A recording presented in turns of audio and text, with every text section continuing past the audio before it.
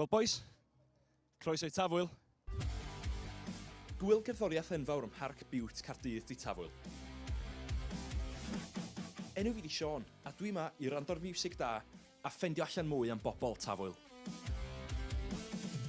Dy Tafwyl, mae fe'n gret bod edrych reit yng nghanol y ddinas a bod gymaint o bobl yn enwedig dysgwyr yn gallu dod hefyd. Mae Tafwyl yn un o hoff wyliau fi chwarae fo. Ond yna rhywbeth am y crowd heddiw, mae'n teimlo'n rili cynnes, to? Though it's a Welsh-speaking program, but we enjoyed. We came here for the spirit of this festival and we are enjoying it.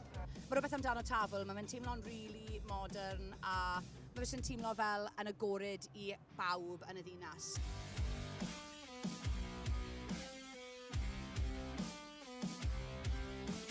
Mae dod o lot o bobl at ei gili, teuluodd o bob oedran, mae pawb yn cael amser i fwynhau, mae pob fath o canu, mae pob fath o weithgareddau i bawb ma.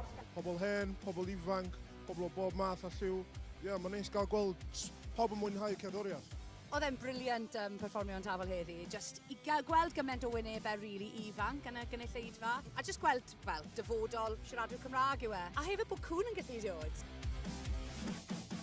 Ni'n perfformio peth gyntaf yn y bore am Tafwyl. Mae'n fel arfer llwyth o rhieni a plant yn dawnsio.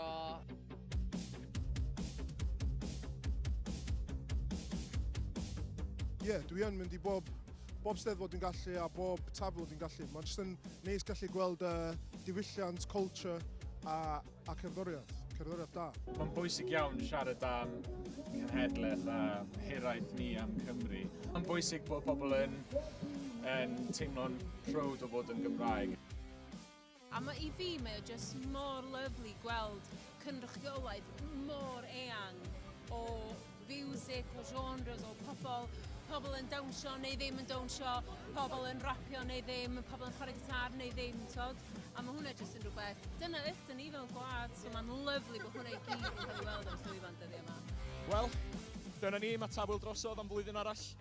Gobeithio bod chi wedi joio, diolch am wylio, a ni weld chi blwyddyn nesaf. Be wnawn ni wan?